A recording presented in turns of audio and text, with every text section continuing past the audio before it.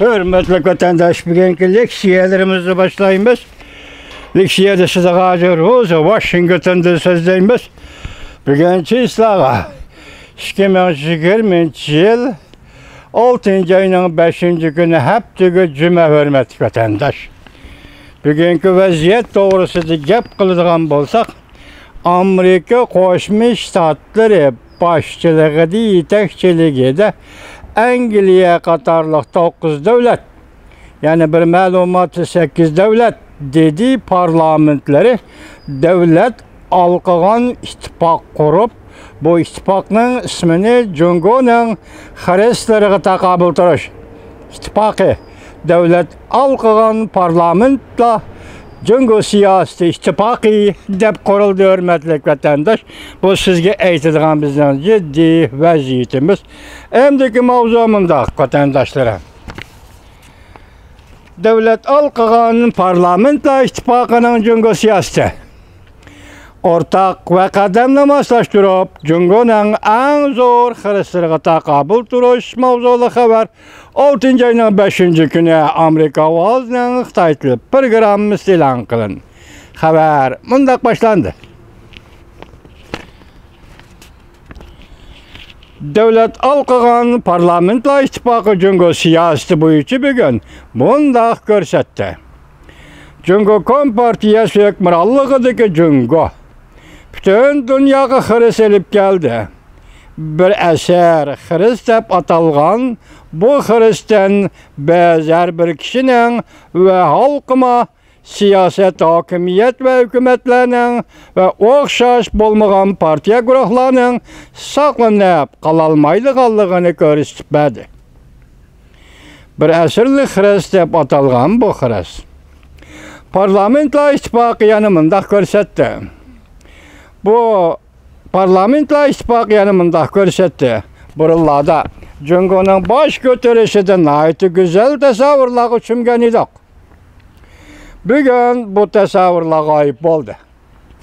Biz Jungo asta echib etilgan bir oqilona jamiyatga aylanadi deb o'ylagan edik. Lekin bugun bu amalga oshmadi. Amaliyat Jungo bugun ichki jihatdan mustabidlashdi. Tashqari dunyo g'oljirlik bilan kengaymichilik qilishga boshladi. Shunlashqa erkinlik, bexatarlik, demokratik tuzumni izchil kafolatlantirib yashab kelayotganda misli ko'rilmagan besimga duch keldik. Allaqachon tartiblangan xalqaro tartib yemirlashga yuzlandi. Chidab turg'ili bo'lmaydi. Parlamentlar ittifoqi mundaq ta'kidlaydi. Ba'zi davlatlar ko'krak kirib, o'tirg'i chiqib, kishilik huquqni, qimmat qarashlarni qo'g'dayotdi. Hatto ba'zi davlatlar buning uchun badal to'layotdi. Bundaq ig'ir vazifani har qanday davlat o'z oldiga yakka holatda o'ddiga ololmaydi. Xalqaro tartibni qo'g'dab qololmaydi. Şuna bizden bu meselede mesuliyetimiz var. Dünya yanıla Jungo'ga bağlanıp durdu. Jungo dünyaya gerek. Jungo çenekan an'aniga ega medeniyetlik işlep çıkarış devletidir. Lekin her kandak bir devlet dünyavi kadir kıymet ve kişilik hukukunu ihtiyari xalagancha ayak astı qilmaslığı gerek. Muşalarını nazarga ilib, biz davlat alqagan parlamentlar Jungo siyasi ittifoqi o'rtaq va qadamni moslashtirib, Jungoning xirislariga o'rtaq taqobil turishni umid qilamiz. Ittifoqlar bu kuchdir. Mo'riga taraf ittifoqlashadiganlar bo'lsak, xalqaro tartibni kapolatga ega qilishni asos qiladiganlar bo'lsak, kishilik huquqqa dastlabkidagla e'tibor beramiz. Qo'l tutishib, hamkorlashganda biz Jungodan kelgan xiristlarga qarshi tura olamiz.